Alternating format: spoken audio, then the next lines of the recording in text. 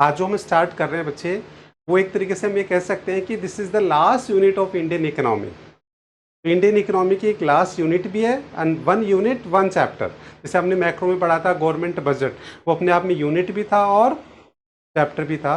वैसे यहाँ ये यूनिट भी है और चैप्टर भी है। तो वन यूनिट वन चैप्टर, और कितने मार्क्स का है ये? यहाँ 6 मार्क्स लिखा हुआ है, ये चेंज हो गया, 8 मार्क्स का चैप्टर है। कितने मार्क्स का है ये? 8 मार्क्स का चैप्टर है। ठीक है, तो लास्ट वन चैप्टर सोचो आप। अब मैं आपको एक बहुत इंपॉर्टेंट चीज़ बता रहा हूँ बच्चे, आप लोग इस चैप्टर में एक दिन तो क्लास मिस नहीं करनी है। ठीक है, और इस चैप्टर को मेरे साथ के साथ आपको इसको बिल्कुल तैयार कर देना है। और अपन चाहें तो इसका क्या करेंगे, एक इंडिविजुअल टेस्ट भी ले लेंगे इस चैप्टर का, बिल्कुल लेंगे, एक सेपरेट टेस्ट ले लेंगे हम इसका। क्योंकि ये एक चैप्टर 8 मार्क्स का, सोचो मैं पूरी इकोनॉमिक्स के अंदर ऐसा कोई चैप्टर नहीं है जो इतने वेटेज का हो। तो इसका मतलब इस चैप्टर को तो हमारे को बिल्कुल भी नहीं छोड़ना है। मतलब इसको तो हमें मेरे साथ के साथ रोज़ पढ़ना है, रोज़ डाउट पूछना है। और फिर मैं बाद में, बहुत इजी भी है, मैं आपको देखना अभी शुरू में टफ लगेगा, बट जब मैं आपको उसको पूरा पढ़ा के आपको कंक्लूड कर दूंगा तो बहुत इजी चैप्टर लगेगा आपको, बहुत इजी कर देंगे हम इसको। और 8 मार्क्स है, तो please it's my humble request कि आप एक भी क्लास इसमें मिस, 8 मार्क्स बहुत होते हैं आपको शायद अभी एक चैप्टर अगर 8 मार्क्स आते हैं तो बहुत अपने आप में बहुत इंपॉर्टेंट चैप्टर होता है वो। तो इसलिए आप लोग इसमें एक भी क्लास मिस नहीं करेंगे, रेगुलर इस क्लास लीजिए और रेगुलर इसके डाउट पूछिए, और ये टारगेट ले लो कि बस क्लास में ऑन द स्पॉट इसको हमें क्या करना है, ख़त्म करना है, अच्छे से तैयार करना है, और फिर एग्जाम में बस इसको रिवाइज करना है। तो देखो लास्ट वाला चैप्टर क्या है, 8 चैप्टर है, comparative study development experience of India and it's neighbour. तो अब आप देखिए, अभी तक आपने जो पढ़ा, मैं आज इसको इंट्रोड्यूस ही करूँगा बेसिकली। तो अभी तक जो आपने पढ़ा वो क्या पढ़ा, अभी तक आपने इंडिया की इकोनॉमी के बारे में पूरा पढ़ा। देखो इंडियन इकोनॉमी, इंडिया की जो इकोनॉमी है उसको आपने 3 पार्ट में पढ़ लिया। सबसे पहले पढ़ा कि भाई at the time of independence या before, at the time of independence what was the condition, मतलब जिस टाइम में हमारे ब्रिटिश रूल, हमारा कैसे एक्सप्लॉयटेशन, ये सारा हमने फर्स्ट चैप्टर में पढ़ा। फिर हमने पढ़ा कि Indian economy in between 1950 to 1990, जिसके अंदर आफ्टर द इंडिपेंडेंस हमारे लीडर्स ने क्या किया। ठीक है, और उसके बाद फिर हमने पढ़ा कि 1991 में देयर वाज इकोनॉमिक क्राइसिस ना, उसको फिर हमने कैसे सॉल्व किया, what was the new economic policy, NEP क्या था, वो सारा हमने पढ़ा। देन उसके बाद हमने पढ़ा फिर current challenges of Indian economy. तो आज हमारे करंट चैलेंजेस बहुत सारे हैं, बट हमारे सिलेबस के अकॉर्डिंग हमने 4 चैलेंजेस पढ़े। कोई बता सकता है?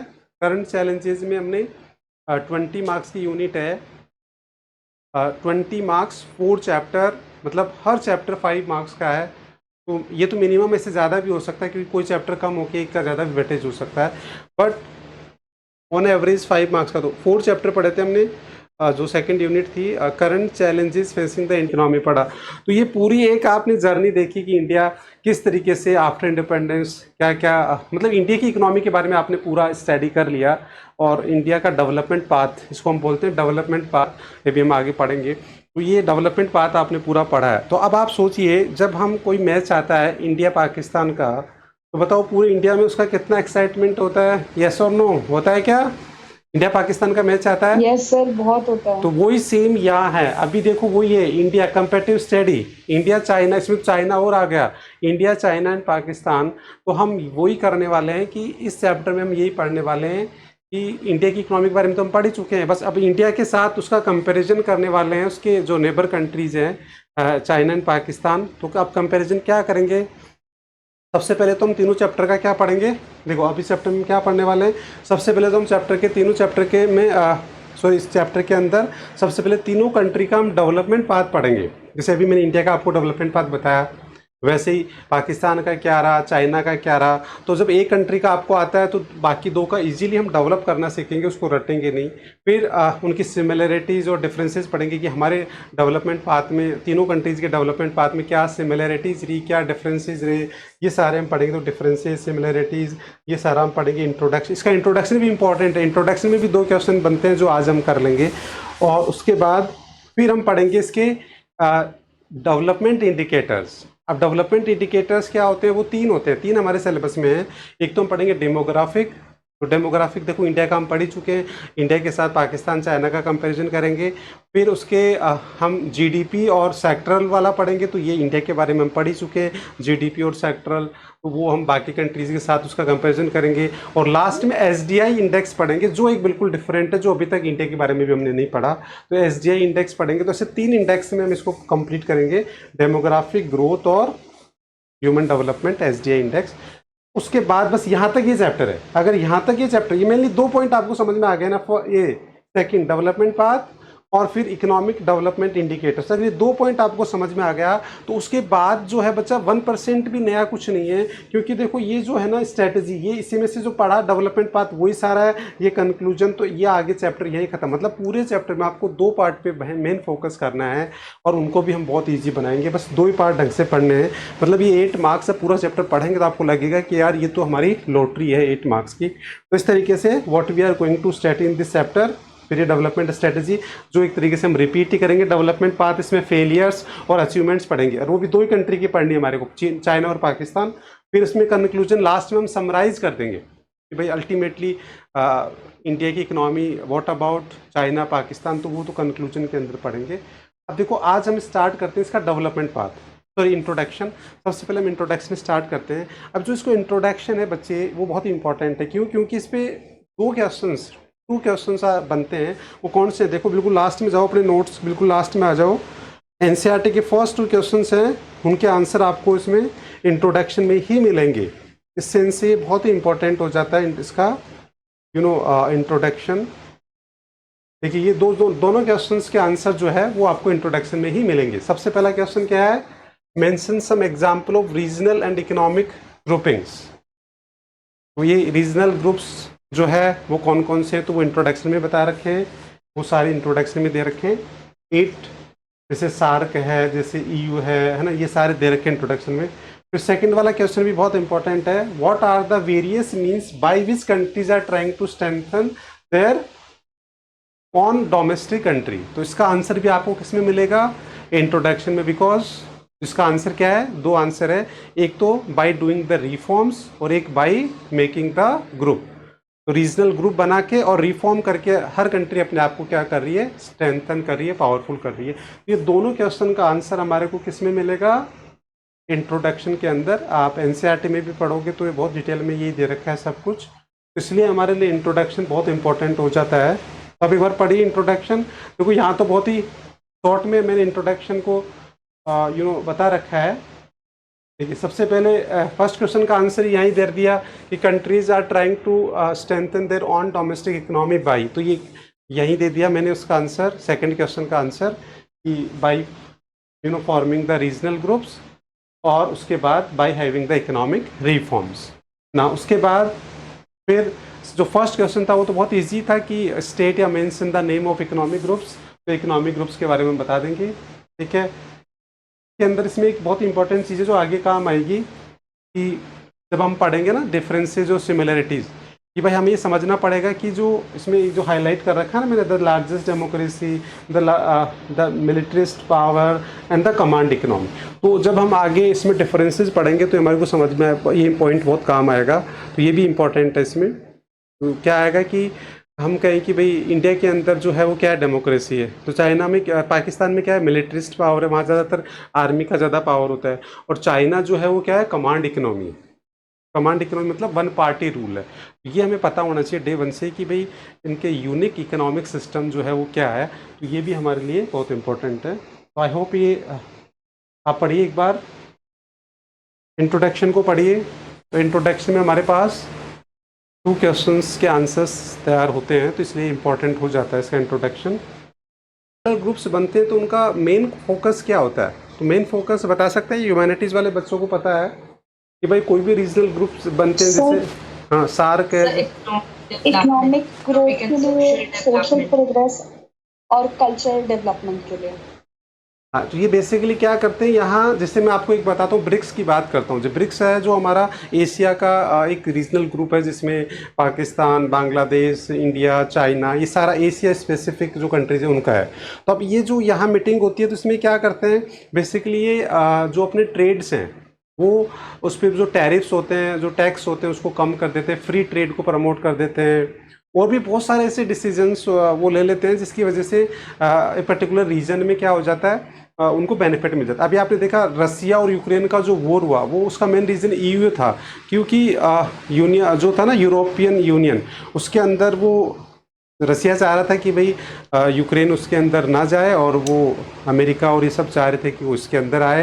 तो कुल मिला के हमें कह सकते हैं कि ये बहुत बड़ा, क्योंकि एक रीजनल ग्रुप बना के आप क्या कर सकते हो, अपने कुछ इंटरनल बेनिफिट्स और आपस में कॉम्पिटिटिव एडवांटेज, जैसे मान लो हमारे पास किसी कॉमोडिटी की शॉर्टेज है, तो हम उसको किसी कंट्री से मंगवा सकते हैं, हमारे पास किसी का सरप्लस है तो हम उसको बेच सकते हैं, तो इससे कॉम्पिटिटिव एडवांटेज भी मिल जाता है। इसके अलावा जो टैरिफ्स है, टैक्स है, वो कम हो जाते हैं। तो और भी बहुत सारे चीज़ें होती हैं, बहुत डेवलपमेंट स्ट्रेटजी भी बन जाती है कुछ, है ना। तो ये बहुत ही सारे रीजनल ग्रुप बना के आप अपनी जो रीजन्स है, वो रीजनल ग्रुप बना के आप उसको स्ट्रेंथन कर सकते हो। रिफॉर्म की बात करें तो China is classical example. China हमेशा एक्सपेरिमेंटल स्टेज पे चलता है, हर बार वो नए नए एक्सपेरिमेंट करता रहता है, और इसी वजह से चाइना आज नंबर वन इकोनॉमी। क्योंकि इंडिया में क्या होता है, डेमोक्रेसी है, हम इतना रिफॉर्म कर नहीं पाते स्पीडली, क्योंकि हमारे यहाँ डिसीजन मेकिंग बहुत स्लो होती है। जबकि चाइना जो डिसीजन मेकिंग है, नई नई पॉलिसी लाता है, मान लो फेल भी हो जाता है तो भी उसको वापस रीडू कर लेता है, और बार बार करके वो अपनी कंट्री को क्या करता है। तो ऐसे आप ऑल ओवर द वर्ल्ड में देख लो आज कि हर कंट्री अपने कुछ ना कुछ है।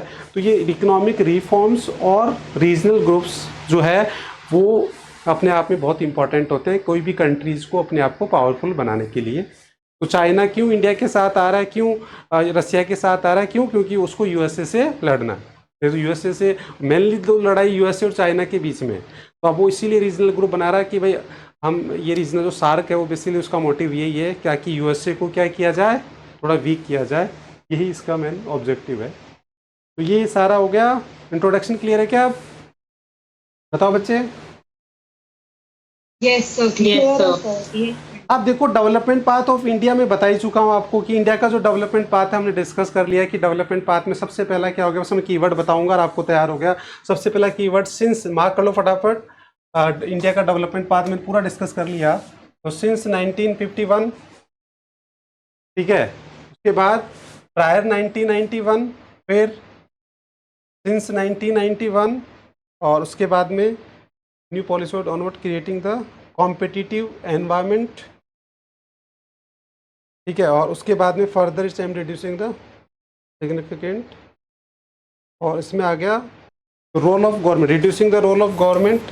तो ये वाला एक हम इसमें ले सकते हैं। तो ये सारे कीवर्ड मार्क करो। देखो फिर मैं वापस एक बार ब्रीफ में समझाता हूँ फटाफट। Development path of India, keyword mark कर लिए। अब देखो, यस सर। अगर हम बात करें सिंस 1951, मैं तो कहता हूँ कि at the time of independence का भी एक पॉइंट हम डाल सकते हैं कि at the time of independence India's economy was very backward, there was a huge exploitation, वो सारा। बट इन्होंने सिंस 1991 डाला, तो इसमें क्या बताया कि complete more than 6 decades planning. तो प्लानिंग के बारे में बता दिया, मिक्स इकोनॉमी, ये सारा हम पढ़ चुके हैं कि हमने आफ्टर इंडिपेंडेंस कौन सा इकोनॉमिक सिस्टम अडेप्ट किया, मिक्स इकोनॉमी, फिर हमने इकोनॉमिक प्लानिंग की, वो सारा इसमें बता दिया। तो जो हमने बहुत ही डिटेल में पढ़ चुके हैं, चैप्टर सेकेंड पूरा इसी पे है। फिर प्रायर 1991 द पब्लिक सेक्टर। अब आप दोनों पॉइंट उसी, ये दोनों पॉइंट उसी से रिलेटेड है, सेकंड चैप्टर से ही। तो अब उससे पहले हमने अगर मैं आपको बात करूं कि सेकंड चैप्टर को आप 2 सेंटेंस में कंक्लूड करो, तो मैंने बताया था आपको, कोई किसी को याद है क्या कि पूरा सेकंड चैप्टर, मतलब अगर हम कहें कि 1950 से 1991 तक जो भी हमारी गवर्नमेंट ने पॉलिसीज बनाई, उसको अगर हम समराइज करें, उसको 2 सेंटेंस में हम समराइज कर सकते हैं। एनीवन, इसको याद है? सर एक तो मिक्स्ड इकोनॉमी कन्वर्ट करी थी उन लोगों ने। देखो मैंने बताया था आपको, एक तो public sector, dominancy of public sector, हमने देखा था कि 1950 से 1991 तक there was a dominancy of public sector, ये हमने पढ़ा था। और दूसरा जो हमने पढ़ा था वो पढ़ा था कि क्लोज्ड इकोनॉमी। अब आप पूरा चैप्टर पढ़ लो भले ही, फाइनली आपको ये 2 ही कंक्लूजन निकल के आएंगे कि अल्टीमेटली हमारी जो मेन पॉलिसीज रही वो इसी फोकस रहा था कि एक तो पब्लिक सेक्टर की डोमिनेंसी हुई थी कि हर चीज़ में पब्लिक सेक्टर ब्रेड बटर से लेके लार्ज स्केल तक। एक हमने क्लोज्ड इकोनॉमी कर दी थी क्योंकि हम इंडिपेंडेंसी चाहते थे, हम हमारे जो प्रोड्यूसर उनको स्ट्रेंथ। तो ये फाइनली उसी के बारे में बता रखा है यहाँ पूरा कि प्राइवेट को हमने कंट्रोल कर दिया था, पब्लिक को कर दिया था क्लोज्ड इकोनॉमी, ये सारा हमने पढ़ा हुआ है।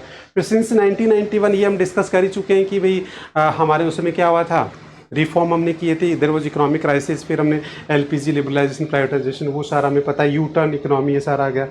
फिर अभी जो प्रेजेंट में क्या चल रहा है, जो प्रेजेंट की बात करें तो आज हमारी गवर्नमेंट क्या चाह रही है कि वो अपना रोल कम से कम करके पब्लिक प्राइवेट पार्टनरशिप करना चाहती है। अभी आप देखो रेलवे को ही देख लो, रेलवे में भी अब गवर्नमेंट क्या कर रही है, धीरे धीरे उसका पार्शियल प्राइवेटाइजेशन कर रही है, क्योंकि गवर्नमेंट को समझ में आ गया कि अगर कंट्री का डेवलपमेंट करना है तो वो बिना प्राइवेटाइजेशन के, बिना पार्टिसिपेशन ऑफ प्राइवेट सेक्टर नहीं हो सकता। अभी आपने देखो यूएसए के अंदर बड़ा एक ड्रास्टिकली चेंज हो रहा है कि वहाँ जो ट्रम्प की जो सरकार आई है उसके अंदर एलोन मस्क को इंक्लूड किया जा रहा है, मतलब उसको भी मिनिस्टर बनाया जाएगा। तो मतलब बिजनेसमैन को आप एक्सक्लूड नहीं कर सकते। अगर आप कंट्री को डेवलप करना है तो आपको बिजनेसमैन जो है हमारे, उनको इन्वॉल्व करना ही पड़ेगा। तो इसी तरीके से आज जो है वो प्राइवेट सेक्टर को हमारी गवर्नमेंट भी फोकस करेगी, ज़्यादा से ज़्यादा प्राइवेट सेक्टर का पार्टिसिपेशन बढ़े। और गवर्नमेंट के पास तो एडमिनिस्ट्रेशन वर्क ही बहुत कुछ होता है। तो आई होप इसके डेवलपमेंट पाथ को याद करने की जरूरत पड़ेगी क्या आपको, यस और नो? इंडिया के डेवलपमेंट पाथ क्लियर हो गया क्या, यस और नो? क्लियर है। यस ये सर। तो हमने पढ़ा ही है पूरा सब कुछ। अब इंडिया का, और अब डायरेक्ट हम चलते हैं किसा, पाकिस्तान। तो इनका डेवलपमेंट पाथ 90% सेम, केवल इसमें 2 मेजर चेंजेस है जो आप ढूंढ के बताओ, बाकी सब कुछ सेम है, सारा सेम है। बस हम ये कह सकते हैं कि पाकिस्तान के अंदर अगर कोई चेंज आए तो 2 मेजर चेंजेस हैं बस डेवलपमेंट पाथ में, बाकी सारा सेम है, इंडिया के अकॉर्डिंग ही है। क्योंकि देखो इंडिया ने क्या किया, 5 ईयर प्लानिंग की तो उसने भी किया, इंडिया ने मिक्स इकोनॉमी तो उन्होंने मिक्स इकोनॉमी अडॉप्ट की, फिर हमने इकोनॉमिक रिफॉर्म्स किए, वहाँ भी इकोनॉमिक रिफॉर्म्स हुए, सब कुछ वही हुआ है, जो हमने किया वही है, वहाँ भी वही अभी सब कुछ चल रहा है।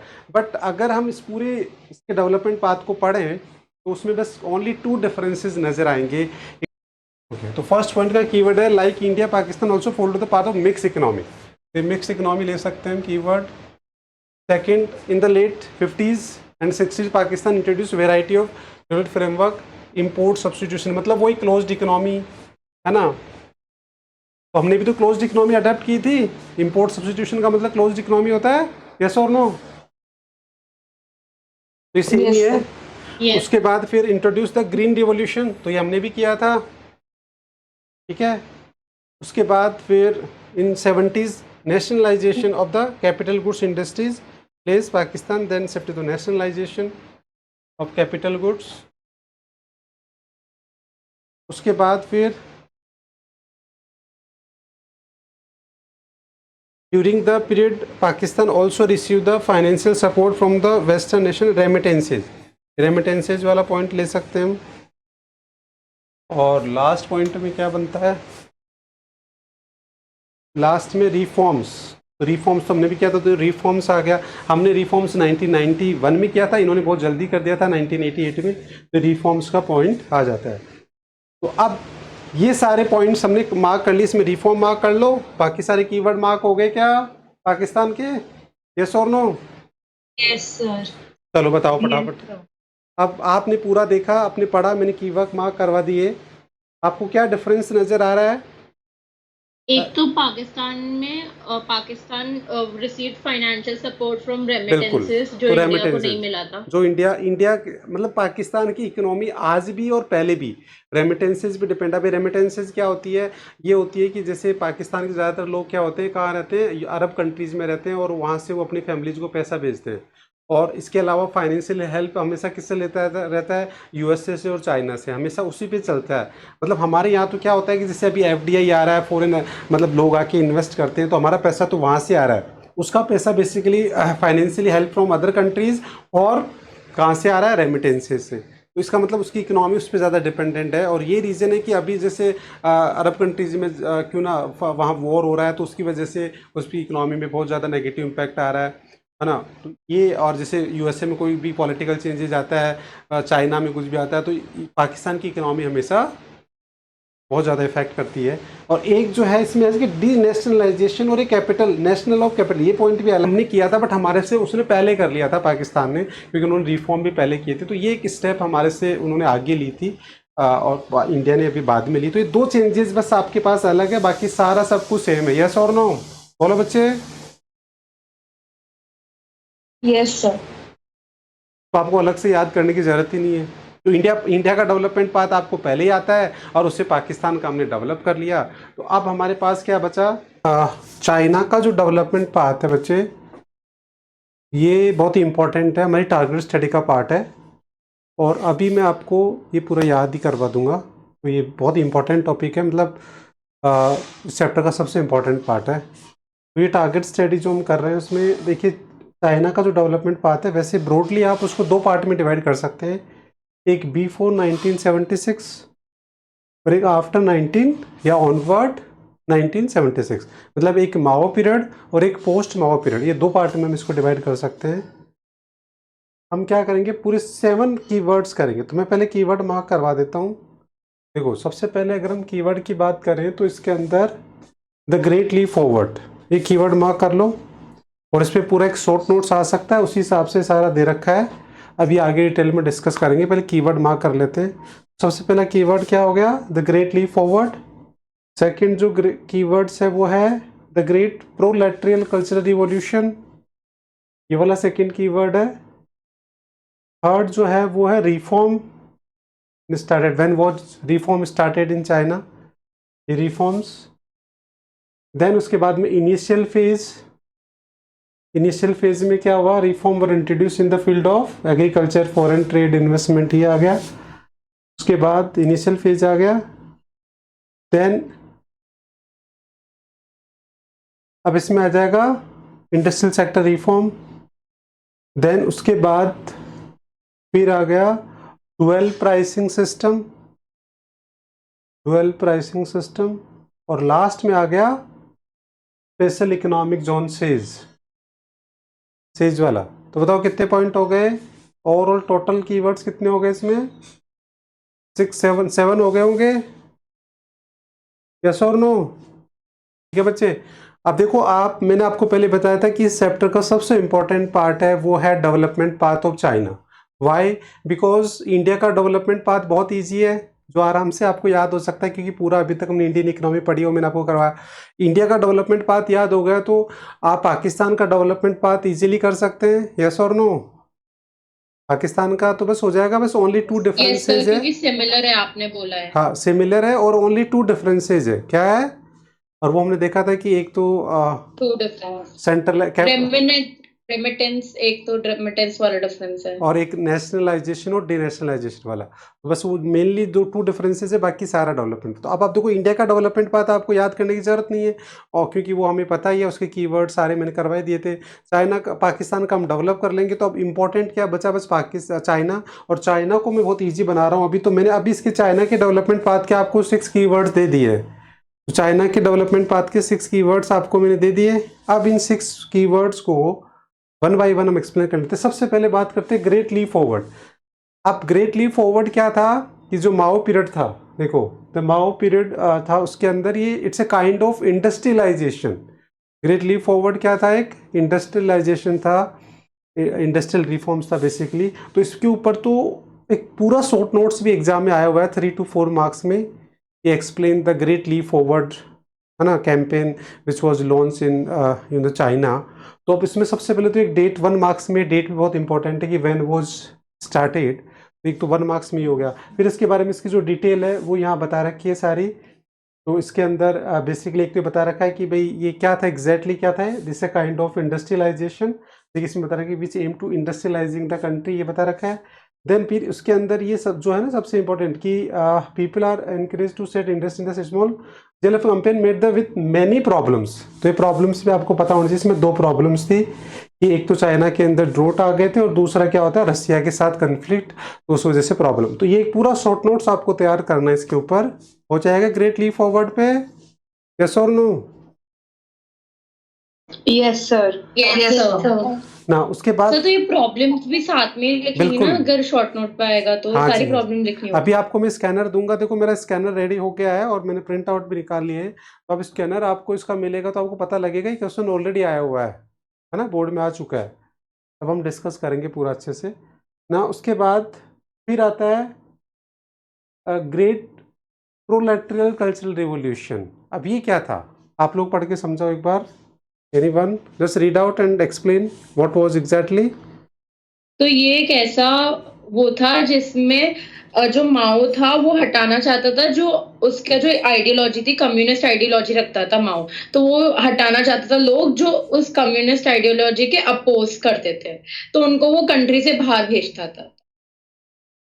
हाँ, मतलब कुल मिला के ये था कि वहाँ की जो यंगेस्ट है, चाइना के अंदर जो यंग पॉपुलेशन थी, वो वहाँ की जो माओ गवर्नमेंट है उसके अगेंस्ट हो गए थे और उन्होंने क्या कर दिया था, स्ट्राइक कर दिया था और उसके अगेंस्ट में। तो उसके बाद क्या किया कि वो जो माओ गवर्नमेंट थी उन्होंने उसको कंट्री साइड स्प्रेड कर दिया, मतलब उनको रूरल एरियाज़ के अंदर स्प्रेड कर दिया गया और वहाँ जाके फिर उन्होंने क्या किया, एग्रीकल्चर और स्मॉल स्केल इंडस्ट्री। और ये रीज़न था कि चाइना के अंदर बाद में जाके यही लोग चाइना के सबसे ज़्यादा इंडस्ट्रियल सेक्टर के डेवलपमेंट में इनका प्रोसेस रहा, बिकॉज इन लोगों ने ये टैलेंटेड थे, एजुकेटेड थे और इनको स्प्रेड कर दिया गया था कंट्री साइड एरियाज़, मतलब specially in the rural areas. तो वहाँ जाके इन्होंने क्या किया, अपने नॉलेज को, अपनी एजुकेशन को इन्होंने यूज़ किया स्पेशली इन एग्रीकल्चर और स्मॉल स्केल इंडस्ट्री में। और इसी की वजह से चाइना क्या बना आगे जाके, मतलब ये चाइना के लिए एक नेगेटिव था बट आगे जाके पॉजिटिव बना। तो ये प्रोलेटरल culture revolution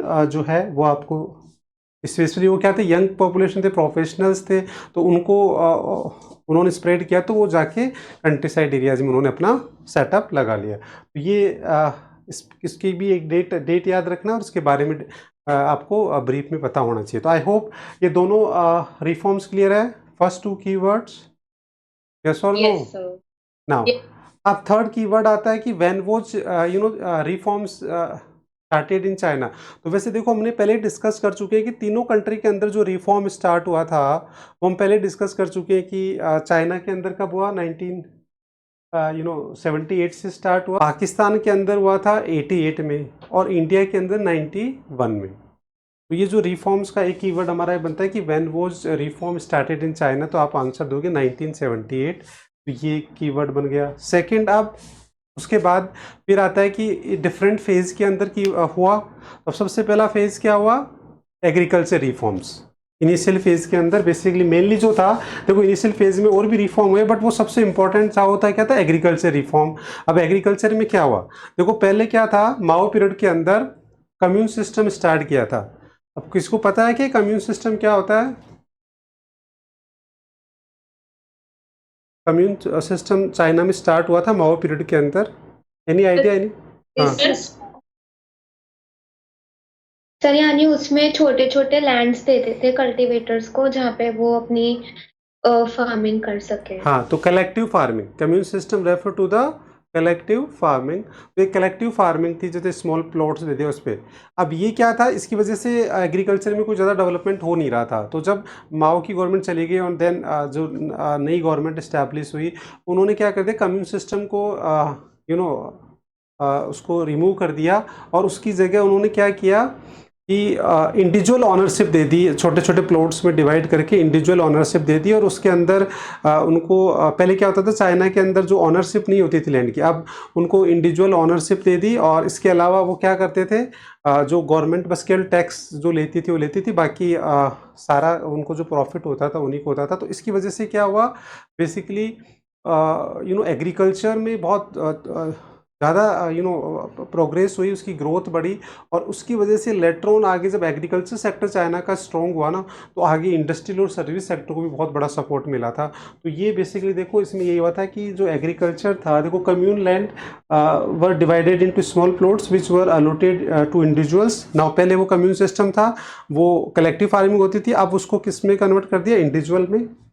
and house holds for the cultivation, however they were not given the ownership, right, sorry, ownership नहीं मिला था अभी तक भी उनको, है ना, केवल उनको क्या कहा था, इंडिविजुअल, कलेक्टिव की जगह इंडिविजुअल कर दिया था। And the cultivator were permitted to keep all the farm income after the paying the tax of the government. इसका मतलब उनको एक पर्सनल इंसेंटिव मिल गया कि यार वो काम क्यों करे, क्योंकि उनकी इनकम जो है ना गवर्नमेंट ने उनको अलाउ कर दिया था। तो अब ये कम्यून सिस्टम क्या था, देखो इसके बारे में बता रहा है कि under the commune system people collectively collectively cultivated land in 1958, है ना। In 1958 there was a to commune system covering the, तो ये 1958 के पहले मतलब माओ पीरियड में कम्यून सिस्टम चल रहा था, फिर उसके बाद में इसमें क्या किया गया, चेंज किया गया। और वो क्या चेंज हुआ, वो समझ में आ गया कि जो कम्यून सिस्टम था उसमें इंडिविजुअल कलेक्टिव फार्मिंग की जगह क्या आ गया, क्या कर दिया, इंडिविजुअल फार्मिंग कर दी। और जो इंडिविजुअल जो पर्सन थे, फार्मर्स थे, उनको क्या कर दिया गया, उनकी इनकम जो है वो उनको एज ए इंसेंटिव दिया गया। और यही जो रिफॉर्म हुआ ना बेसिकली, वो आगे जाके एग्रीकल्चर की ग्रोथ, और एग्रीकल्चर में बहुत स्पीडली ग्रोथ हुई, और उसकी वजह से बाकी सेक्टर में भी क्या हुआ, इसका बहुत ज़्यादा पॉजिटिव इम्पैक्ट्स आया था। तो ये आपको स्पेशली एग्रीकल्चर रिफॉर्म के बारे में एक पॉइंट बनाना है। आई होप क्लियर है क्या ये और बच्चे? सर तो ये कुछ कुछ जमींदारी सिस्टम टाइप हो गया, कुछ कुछ जैसे इंडिया का था वैसा। हाँ भाई, जमींदारी में तो ये था, पहले तो यही था एक तरीके से, कलेक्टिव फार्मिंग का मतलब वही था। बट बाद में क्या किया, इसको एक तरीके से हमने एबोलिशन ऑफ जमींदारी किया, वैसे उन्होंने क्या कर दिया, कम्यून सिस्टम में चेंज किया, क्या किया, इंडिविजुअल ओनरशिप और उनको इनकम इंसेंटिव दे दिया। तो हाँ बिल्कुल वैसे ही एक तरीके से हमने लैंड रिफॉर्म किया, वैसे ही वहाँ भी लैंड रिफॉर्म हुआ था। बट हमारा और उसमें सक्सेसफुल वो ज़्यादा हुआ, और उसकी वजह से चाइना को बहुत सपोर्ट मिला। ठीक है, ओके, यस तो अब सर चाइना में सक्सेसफुल ज्यादा कैसे हुआ?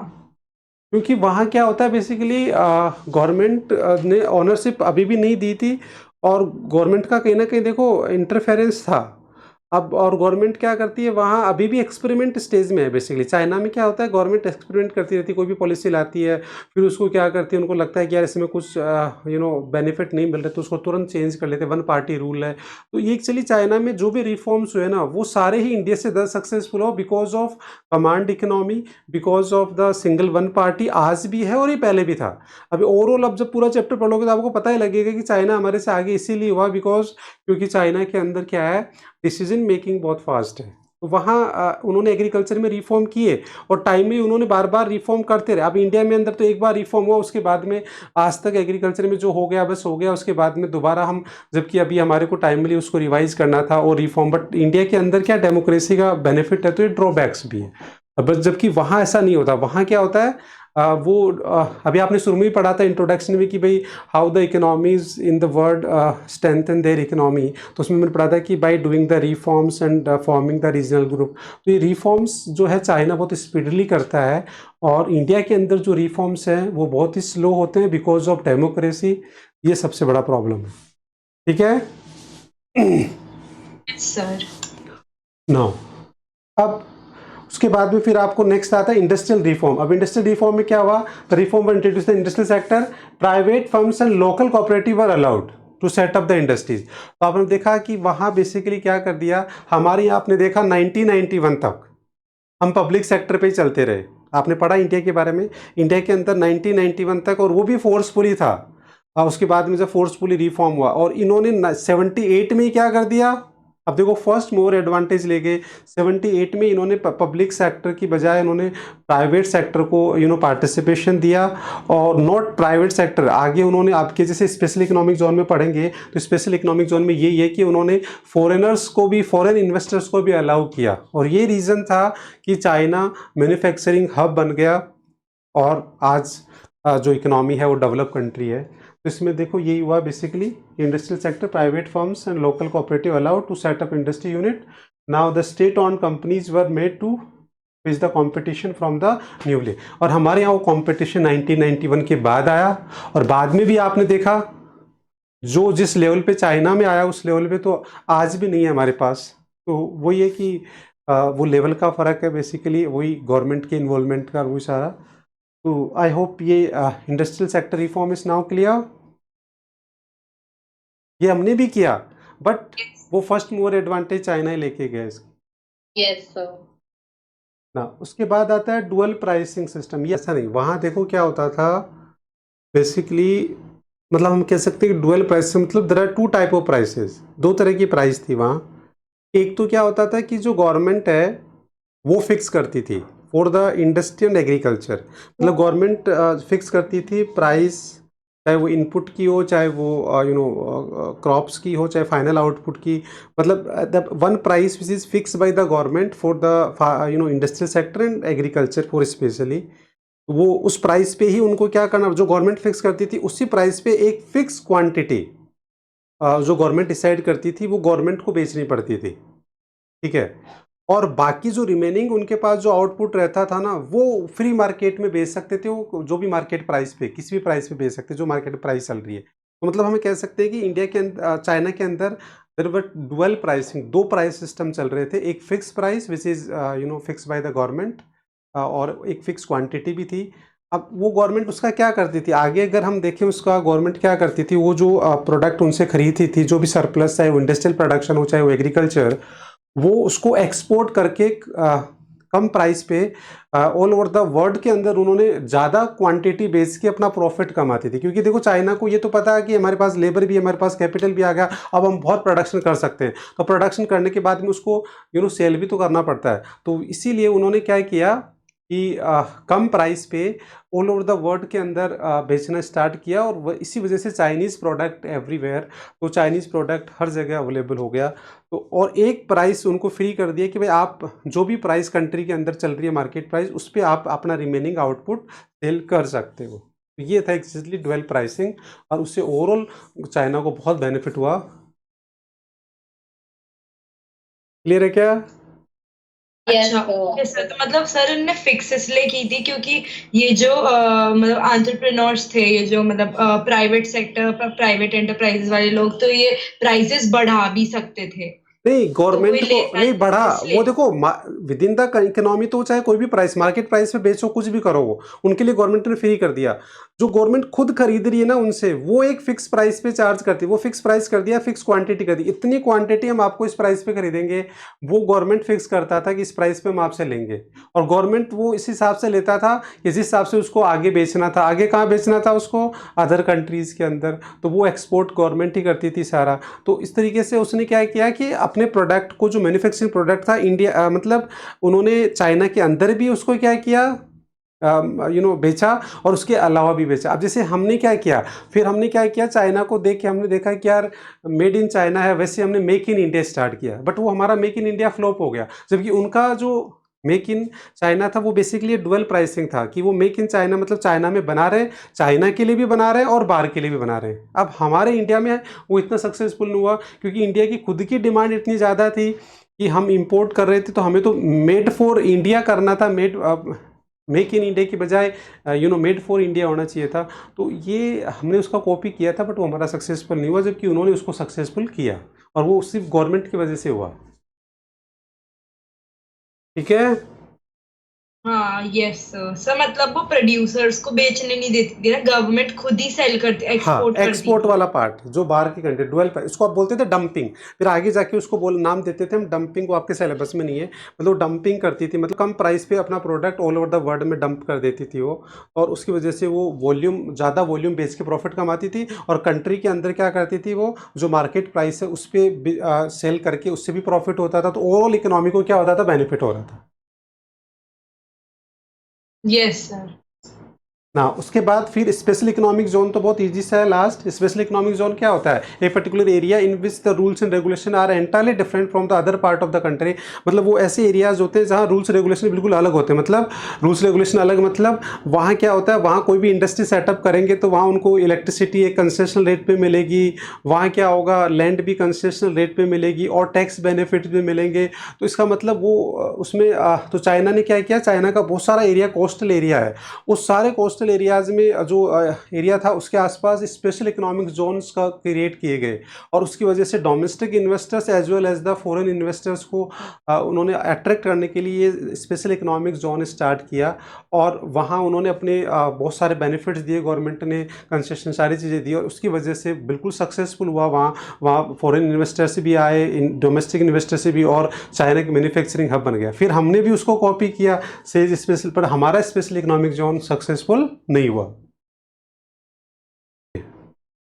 तो आई होप यहाँ तक क्लियर है कि ये सारे पॉइंट्स। तो अब ये चाइना का डेवलपमेंट पाथ हमारा बहुत इंपॉर्टेंट था, तो मैंने पूरे 6 पॉइंट्स में आपको करवा दिया। फर्स्ट क्या किया हमने, सारे कीवर्ड्स याद हो गए? फॉरवर्ड और फिर उसके प्रॉब्लम्स, मतलब कीवर्ड्स बोल रहे हैं ना, तो कीवर्ड की बात करें, 6-7 कीवर्ड्स हमने किए। सबसे पहला कीवर्ड क्या हुआ, great leap forward. Then great cultural revolution, then उसके बाद में when was started reforms, then agriculture reform, then industrial, then dual pricing, then special economic zone. तो ऐसे हमने 7 पॉइंट्स में पूरा चाइना का डेवलपमेंट पाथ कर चाइना लिया का डेवलपमेंट। और ये इंपॉर्टेंट था। आई होप ये क्लियर है क्या, चाइना का डेवलपमेंट पाथ। Yes sir. अब देखिए इसकी सिमिलरिटीज एंड डिफरेंसेस की बात करें तो पहले सिमिलरिटीज में आ जाएं तो डायरेक्ट यहाँ टेबल पे आ जाओ। ये 3 सिमिलरिटीज थी, फ्रीडम, प्लानिंग और रिफॉर्म।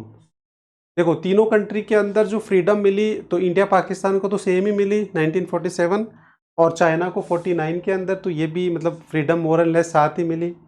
प्लानिंग भी हमने मोर एंड लेस इंडिया ने 51 में किया, चाइना ने 53 में किया और पाकिस्तान ने 56 में किया। और रिफॉर्म्स भी तीनों कंट्रीज, मतलब तीनों कंट्रीज में रिफॉर्म्स भी हुए, तीनों कंट्रीज में इकोनॉमिक प्लानिंग भी हुई, तीनों कंट्रीज में फ्रीडम का। तो ये 3 पॉइंट इसमें क्या बन गए, सिमिलरिटीज के बन गए। ठीक है, ये यहाँ डिटेल लिखा हुआ है और बाकी यहाँ शॉर्ट में टेबल बना रखी है। ये तो सिमिलरिटीज हो गई। अब अरे डेटा भी इंपॉर्टेंट है, ये डेटा बिल्कुल पूरा याद करने वाला डेटा है। देखो ये डेटा आपको याद होना चाहिए कि किस कंट्री को कब फ्रीडम मिली, कब किस कंट्री में रिफॉर्म्स हुआ, कब किस कंट्री में 5 ईयर प्लान से स्टार्ट हुई। These are the very important data जो आपको याद होना चाहिए क्योंकि ये 1 मार्क्स में आते आते। ठीक है ना। उसके बाद में डिफरेंसेस, तो डिफरेंसेस में बेसिकली 2 डिफरेंसेस है। फर्स्ट डिफरेंसेस दे रखा है वो है कि India has a largest democracy, ये हम कर ही चुके थे, और ये मिलिट्रिस्ट पावर होता है पाकिस्तान के अंदर और चाइना के अंदर कमांड इकनॉमी। ये पावर का डिफरेंस हो गया कि किस इकनॉमी में कौन सा पावर यूज होता है। फिर इकोनॉमिक सिस्टम का आ गया, तो चाइना और sorry India Pakistan mix economy है और चाइना जो है वो अभी भी क्या है, गवर्नमेंट है central role in the decision making. तो मतलब अभी भी सेंट्रलाइजेशन है वहाँ, मतलब गवर्नमेंट का रोल ज़्यादा है। वो धीरे धीरे कैपिटलिज्म पे शिफ्ट करने की कोशिश कर रहा है चाइना। भाई वैसे तो देखो ऑल ओवर द वर्ल्ड में मोर एंड लेस सारी इकोनॉमी क्या है, मिक्स्ड इकोनॉमी है। बट चाइना में अभी भी गवर्नमेंट क्या, 1 पार्टी रूल और जो डिसीजन मेकिंग, चाइना, रसिया, ये अभी भी वहाँ जो है ना, वही जैसे पहले सोशलिस्टिक इकोनॉमी थी वो टच अभी भी वहाँ है कि वहाँ गवर्नमेंट का रोल आज भी है, पहले भी ज़्यादा था। ठीक है, तो ये डिफरेंसेज हो गए। बताओ डिफरेंसेज और सिमिलरिटीज क्लियर है क्या, ये टॉपिक क्लियर है, यस और नो? Yes, sir.